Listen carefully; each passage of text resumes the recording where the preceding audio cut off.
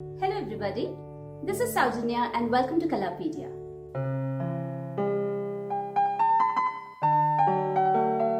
Kalaapedia. Kindle your Kala. Freedom is the most expensive thing in the world, isn't it? It can be of any types. Freedom to laugh, freedom to love, freedom to express. And when this freedom is threatened, the immediate action of anybody would be to just fight for it. Maybe it could be for himself or herself, maybe for the family, maybe for the group of people, and maybe for the entire country. And the book which we will be reviewing today captures one such great story wherein a person, when his country was threatened, stands up against it and fights for his country. The book which we would be reviewing today is one of the latest additions to Amish's writing, which is Suheldev, the King Who Saved India. Two distinct things which we need to know about this book before we begin is, this is the first ever standalone fiction written by Amish.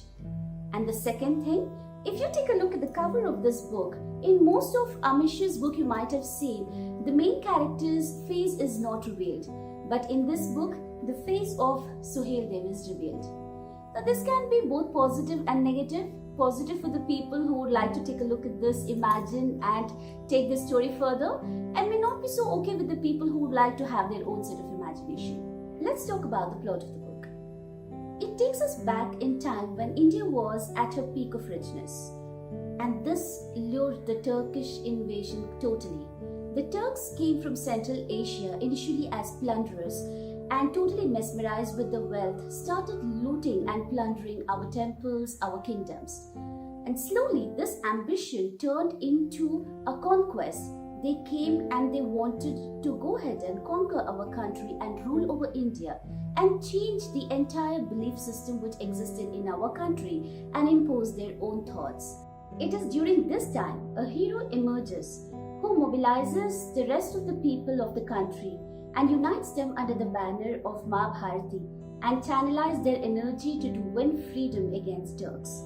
This hero is none other than Maharaja Suheldev of Shravasti, and this book is all about him. Since this is a historical fiction, there are multiple characters in this book. The first character is Maharaja Suheldev in himself, who happens to be a king of a very small kingdom called as Shravasti, followed by Toshani, who is his romantic interest. Then there comes Abdul and Govardhan, who are allies to Maharaja Suheldev. And then comes Ajitpal, who is Maharaja of Kannauj, and he happens to lies with Turks against his own countrymen. Followed by are the two other interesting characters, Aslan, who is a Turkish himself and also follows the path of Sufi. And finally, Salar Maqsood, who is the main villain of this entire story. Here are my 5 thumbs up points as to why you need to read this book. The first one would be the beautiful time travel to the India of those times. The social strata which existed in the Indian system at that point is beautifully displayed in the first 2 chapters by Amish. Here they talk about the casteism, the belief in patriotism, the courage which the countrymen had at that point of time. And in spite of having these differences, how they coexisted together is very well portrayed in the first 2 chapters of the book. My second thumbs up point goes to the character Suheldev itself. Now, why the Suheldev character is so important? For that, we will have to go back a little bit in history. It is said that Mahmud of Ghazni invaded India in the era of 1025 AD, wherein he comes and he goes ahead and loots and destroys a lot of temples, including the very famous Somnath temple.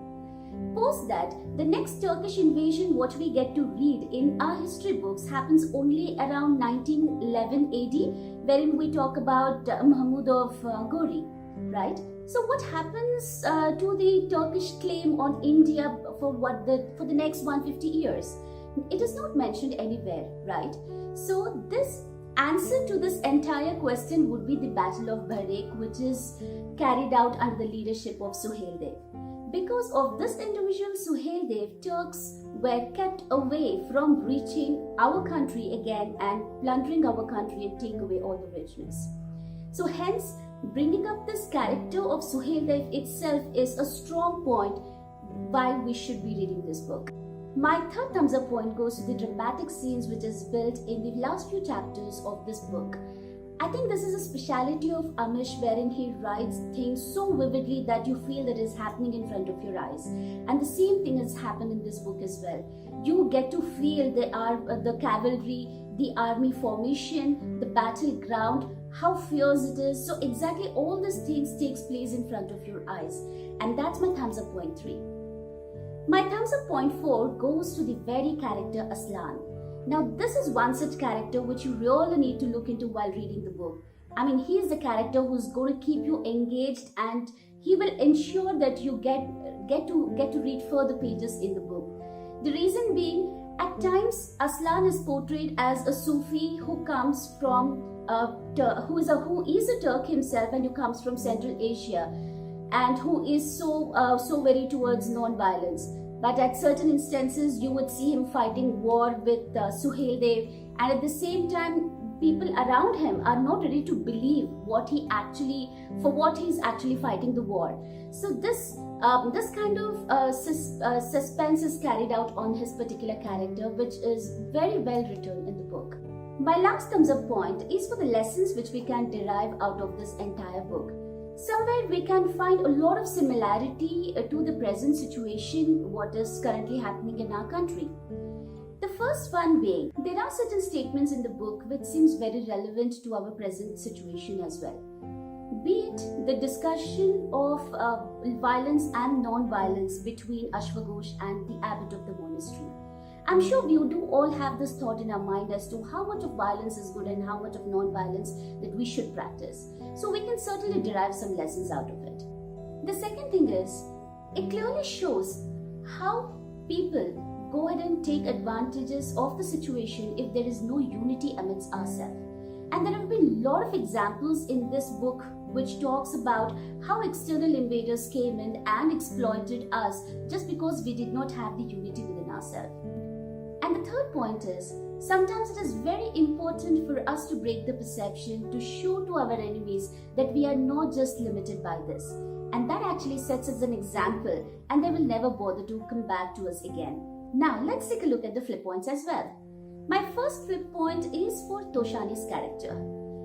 Though initially she was showed as very empowered, she is very good archer, she's able to fight the war, and she's been portrayed as a great warrior.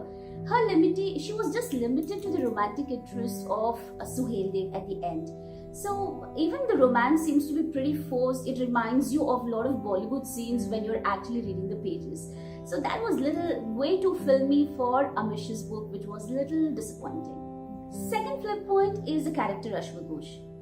Initially, when this character was introduced to us in the book, there was a lot of suspense, a strong character was built around him. But eventually, we find no answer as to what happens to Ashwaghosh at the end of this book. So I'm not sure if Amish is planning to come up with another book to reveal it, but certainly in this book, we don't find any answer to that. And the third one, which is a little disappointing, is the struggle period of the Suheldev while he becomes a great warrior. So I think the author could have touched a little bit more on that, so that we could relate to his struggle phase as well. Considering all this, I would be rating this book as a 3.5 on 5. So yes, if you're at home and have nothing much to do, go ahead and grab this book, read it. At least you'll get introduced to a historical character who was nowhere a part of our history books. Also, if you have not subscribed to our channel, please go ahead and subscribe right now.